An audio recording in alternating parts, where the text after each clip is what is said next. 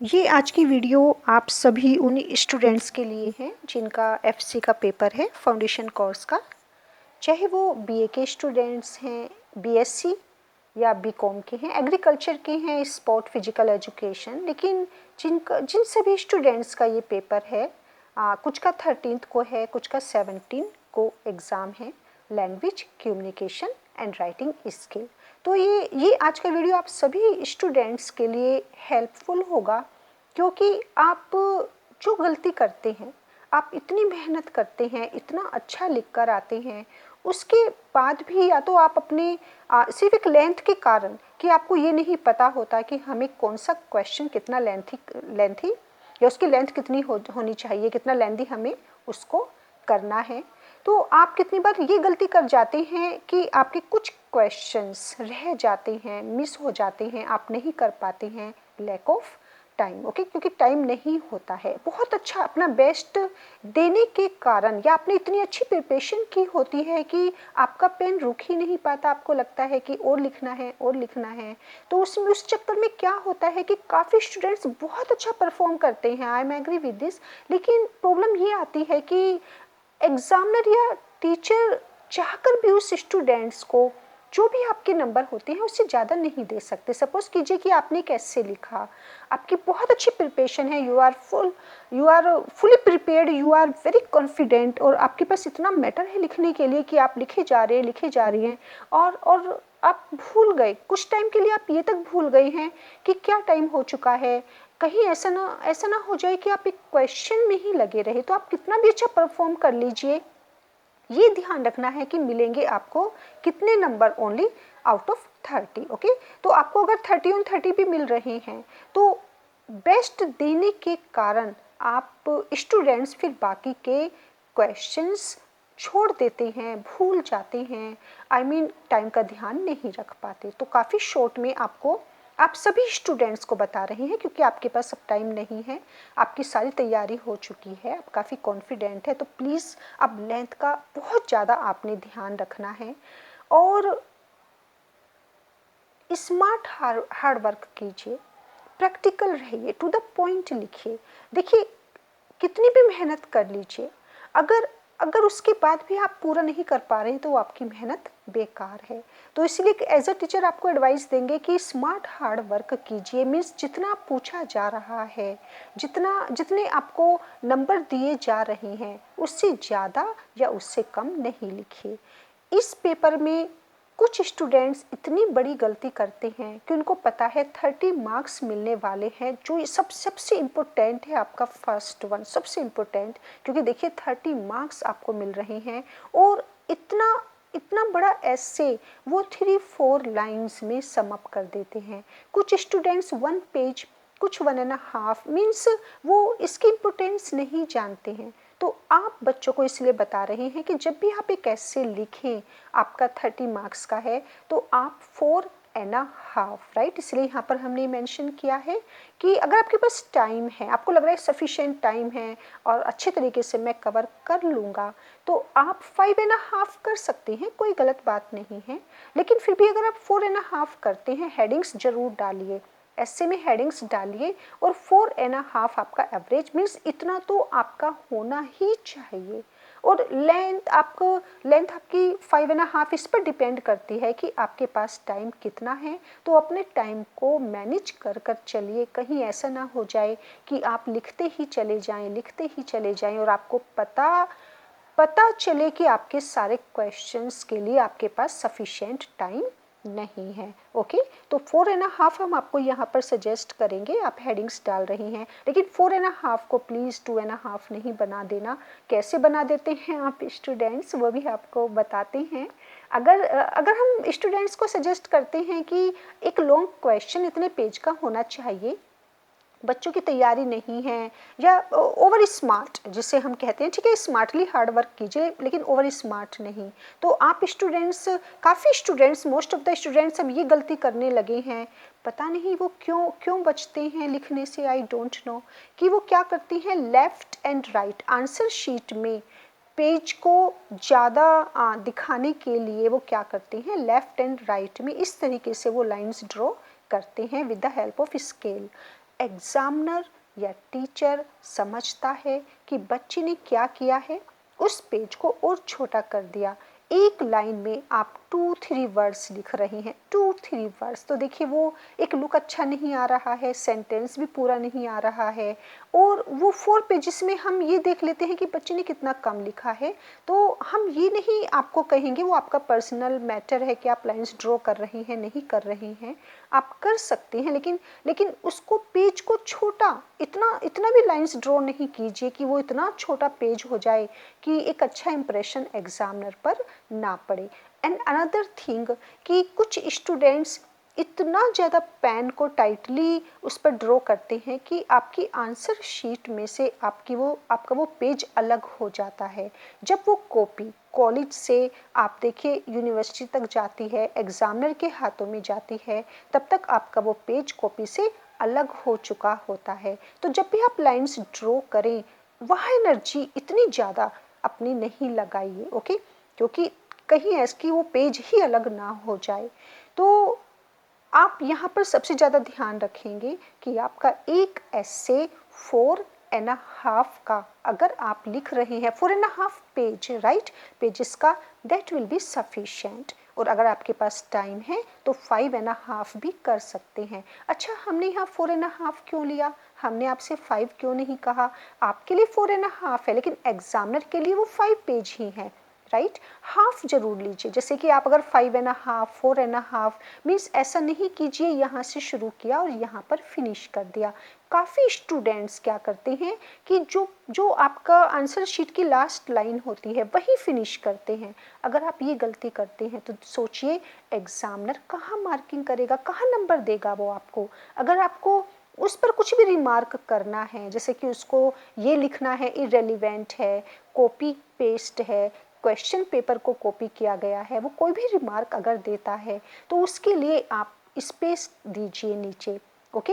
Half page का मतलब है कि आप नीचे 4-5 लाइन्स भी छोड़ सकते हैं, हाफ पेज भी आप नीचे छोड़ सकते हैं। तो इसीलिए जब भी अगर आप नया पेज भी लेते हैं, सपोज कीजिए आपने 5 पेजेस कंप्लीट किए, कर लीजिए, कर लिए हैं, तो नेक्स्ट पेज जब आप लेते हैं चाहे आप उसमें 2-3 लाइन्स लिख दीजिए, सारा आप प्लेन छोड़ दीजिए, डजंट मैटर, उससे भी कोई इफेक्ट नहीं पड़ेगा, तो भी वो आपका 5.5 ही काउंट होगा। Are you getting this point? आप अगर सपोज कीजिए कि अगर नेक्स्ट पेज आप एस्से का ले रहे हैं और आपने सिर्फ कितनी लाइंस लिखी है, 2-3, आपने पूरा छोड़ दिया, तो भी आपका वो 5.5 में काउंट होगा। तो आप ऐसा भी कर सकते हैं, लेकिन यहाँ तक फिल मत कीजिए, हाफ या कुछ लाइंस लिखकर नीचे प्लेन पेपर जरूर छोड़िए एग्जामिनर के लिए या चेकर के लिए, राइट। और एक और यहाँ पर आपको बात बताएंगे, फिर हम भूल जाएंगे बताना, भी हमको याद आ गया कि कुछ स्टूडेंट्स काफ़ी बड़ी गलती क्या करते हैं, एक क्वेश्चन स्टार्ट करते हैं और फिर सेकंड वन उसको फिनिश करने के बाद सेकंड वन वहीं से स्टार्ट कर देते हैं। ऐसा नहीं करना। जब भी, ये बिल्कुल एक फैक्ट है कि जब भी आप कोई भी नया क्वेश्चन स्टार्ट करें, देखिए आंसर शीट में पेजेस बहुत ज़्यादा होते हैं, इतने इतने कम नहीं होते हैं कि आप ये कहें कि हमें पेजेस कम पड़ जाएंगे या पूरा क्वेश्चन पेपर हमारा उस पर नहीं आ पाएगा। आपको इतने ज़्यादा पेजेस मिलते हैं कि अगर आप एक सिस्टमेटिक वे में काम करें तो आप देखिए, आप ऐसे 20 पेजेस का लिखने बैठ जाते हैं स्टूडेंट्स, 30 पेज का पूरी आंसर शीट ये ऐसे में भर देते हैं, उससे तो कोई बेनिफिट नहीं ना। तो आपके पेजेस बचे रहेंगे, ये बिल्कुल एक फैक्ट है। तो जब भी कोई नया क्वेश्चन स्टार्ट करें वो हमेशा नेक्स्ट पेज से ही स्टार्ट करें। जैसे कि आपका ये कंप्लीट हो गया, तो ये कितने का बताया हमने, 4.5। अगर आप 5.5 लेते हैं तो आप उसमें 2-3 लाइन्स लिखकर आप नीचे छोड़ दीजिए, इससे ज़्यादा नहीं, इससे ज़्यादा मत लीजिए, क्योंकि और भी आपने क्वेश्चन करने हैं, गुड, वरना पता चलेगा आपका सारा टाइम वेस्ट हो जाएगा। सेकंड आपका यहाँ शॉर्ट ऐसे, अच्छा ये हमने याद रखना, आप यहाँ पर ये हमारा 5 पेज मानेंगे, आपके लिए 4.5 है, लेकिन हमारे यहाँ पर कितने पेजेस दे दिए हमने इस क्वेश्चन को, 5। आज हम सिर्फ पेजेस की बात करेंगे, लेंथ की बात करेंगे, राइट। 5 पेजेस हमने हमारे यहाँ पर चले गए। सेकंड हमारा शॉर्ट ऐसे हमने 2 करने हैं, तो यहाँ पर ये हमारा एक क्वेश्चन पर हमें कितने मार्क्स मिलेंगे, यहाँ पर 10, राइट, 10 मिलेंगे।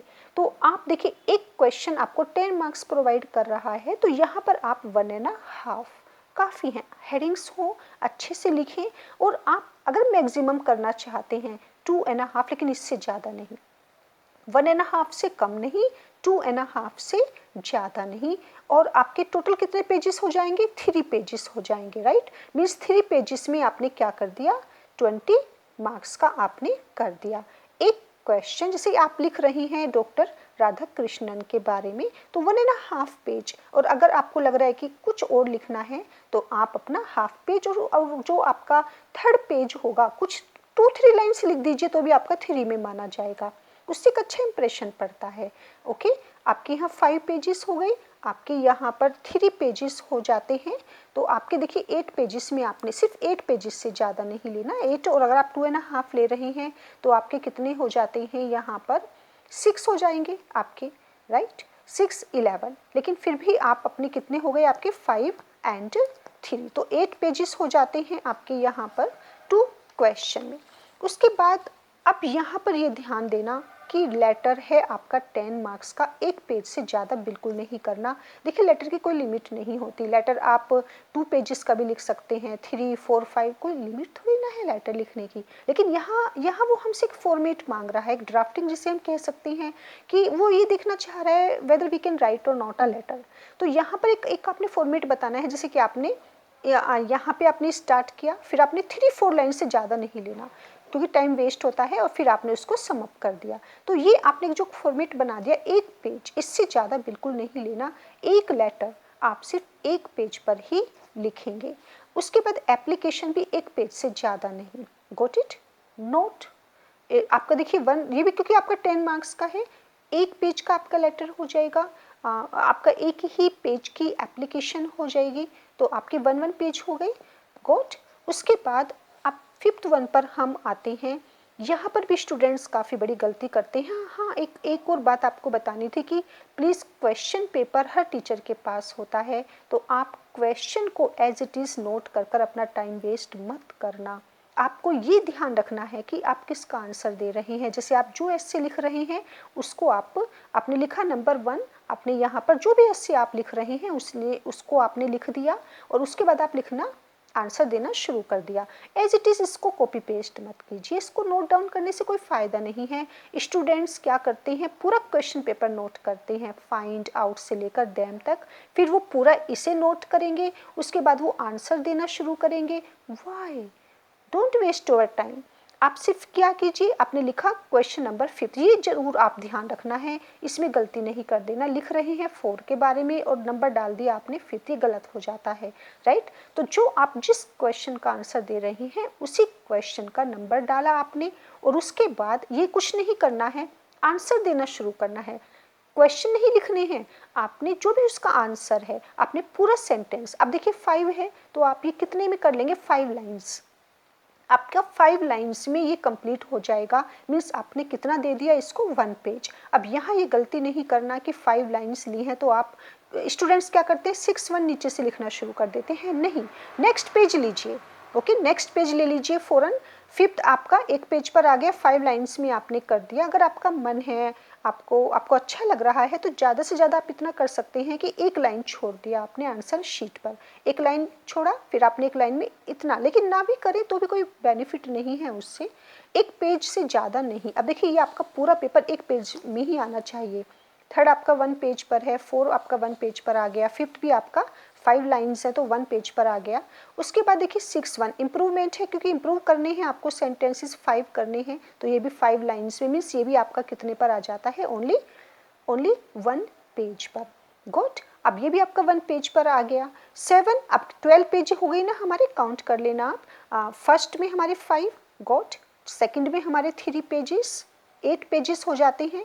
Letter 1 page, application 1 page, correction 1 page and 6-1 improve 1 page. तो टोटल हमारे यहाँ पे कितने हो गए पेजेस?